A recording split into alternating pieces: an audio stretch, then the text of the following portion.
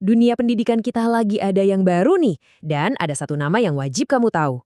Tes Kemampuan Akademik atau TKA.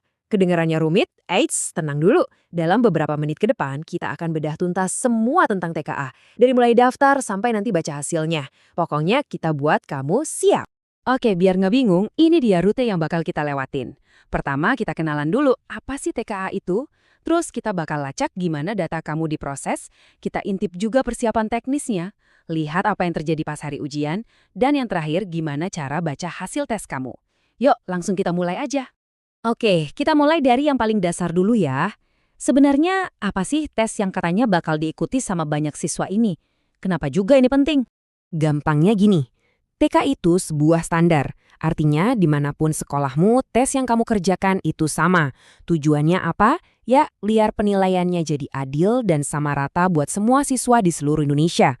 Dan karena berbasis komputer, hasilnya jadi lebih objektif. Nah, yang menarik, TKA ini ternyata bukan cuma buat nguji siswa loh. Kalau kita lihat lebih dalam, tujuannya itu lebih luas. Selain buat seleksi masuk kuliah, TKA juga dipakai buat meningkatkan kualitas guru dalam bikin soal. Dan ujung-ujungnya buat menjaga mutu pendidikan kita secara nasional. Jadi, ini proyek besar. Oke, pendaftarannya gimana? Sekarang kita masuk ke bagian yang agak teknis nih. Gimana ceritanya data kamu yang ada di sekolah bisa sampai terdaftar resmi di server pusat? Yuk kita ikuti alur datanya. Waduh, lihat bagan ini jangan langsung pusing ya. Kuncinya sebenarnya simple banget. Coba lihat, data itu kan berawal dari sekolah kamu di sebelah kiri. Nah, sebelum sampai ke server pusat TKA di kanan, data itu harus melewati beberapa lapis verifikasi. Ini penting banget buat mastiin nggak ada satupun data yang salah sebelum hari H. Nah, kamu bakal sering dengar dua singkatan ini, DNS dan DNT. Biar gampang, anggap aja DNS itu daftar draft atau coret-coretan awal.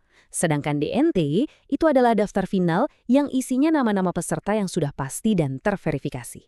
Kalau diringkas, proses daftarnya itu ada 5 langkah ini. Tapi coba perhatikan langkah nomor 3, verifikasi. Nah, ini bagian paling krusial buat kamu dan orang tua.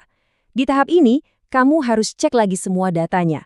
Nama, tanggal lahir, semuanya harus 100% benar. Jangan sampai ada yang salah ketik ya.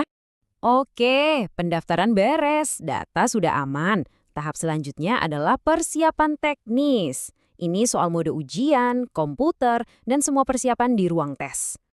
Jadi, sekolah punya 2 pilihan nih, mode daring atau semi daring. Bedanya apa? Gampangnya, ini semua tergantung sama koneksi internet. Kalau internet di sekolah super stabil dan kenceng, bisa pakai mode daring. Tapi kalau koneksinya suka putus nyambung, mode semi daring jadi solusi yang lebih aman. Slide ini nunjukin perbedaan dapur teknisnya. Lihat yang kiri ya, itu mode daring. Semua komputer langsung nyambung ke internet. Simple kan? Nah yang kanan itu mode semi daring. Di sini sekolah seolah-olah bikin jaringan internet lokal sendiri dengan komputer Proktor sebagai server mininya. Cerdas kan? Ini buat ngakalin koneksi yang nggak stabil. Nah, perhatikan deh tabel ini. Ada yang menarik banget. Coba lihat, syarat buat komputer Proktor di mode semi daring, butuh CPU 4 core dan RAM 8 GB. Jauh lebih tinggi dari yang lain. Kenapa? Ya karena di mode itu, komputer Proktor kerjanya double. Dia jadi otak atau server lokal buat semua komputer siswa di ruangan itu. Khusus buat sekolah yang pilih mode daring, ada syarat kecepatannya nih. Minimal 16 megabits per detik untuk setiap 40 komputer siswa.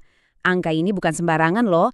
Ini buat memastikan pas ujian nanti nggak ada cerita layar nge-freeze atau jawaban gagal terkirim di tengah jalan. Semuanya harus lancar. Oke, data beres, komputer, siap. Sekarang kita coba masuk ke dalam ruang ujian. Apa aja sih yang bakal kamu temui dan siapa aja yang ada di sana pas hari H? Jadi, pas kamu melangkah masuk ke ruang ujian, kamu akan lihat ada beberapa petugas. Siapa aja mereka dan apa ya tugasnya masing-masing? Ada 3 peran kunci di sana. Biar gampang, bayangin aja Proktor itu pilot yang menjalankan aplikasi tesnya. Terus teknisi itu mekaniknya yang mastiin semua komputer dan jaringannya nggak ada masalah. Dan terakhir ada pengawas, dia ini wasitnya, yang menjaga ujian tetap tertib dan sesuai aturan. Nah, alur ini nunjukin kalau hari ujian itu, yang ada di tengah-tengah, sebenarnya cuma puncak dari sebuah proses yang panjang. Ada persiapan matang sebelumnya, kayak menyiapkan dokumen dan komputer. Terus setelah ujian selesai pun ada proses pelaporan yang sistematis. Semuanya dirancang supaya tercatat dan rapi dari awal sampai akhir. Ujian udah kelar, nafas udah lega. Tapi pasti deg-degan nunggu hasil kan? Nah gimana sih prosesnya sampai hasil itu ada di tangan kamu? Nanti akan ada 2 dokumen penting. Yang pertama itu DKHTK. Ini daftar nilai semua siswa di sekolah, jadi ini buat arsip sekolah. Nah, yang kedua, dan ini yang paling penting buat kamu, adalah SHTK. Ini sertifikat hasil tes pribadimu. Isinya skor kamu per mata pelajaran. Inilah rapor resmi TK kamu. Gimana kalau ternyata ada salah ketik nama atau data di sertifikatmu? Jangan panik, ada solusinya kok. Prosedurnya jelas, ada 5 langkah.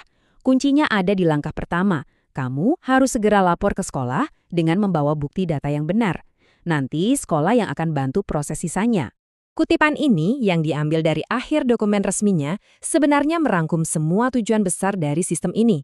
Intinya adalah menciptakan sebuah sistem tes yang bukan cuma adil, tapi juga berjalan lancar, tertib, dan efisien buat semua pihak, baik siswa, guru, maupun sekolah.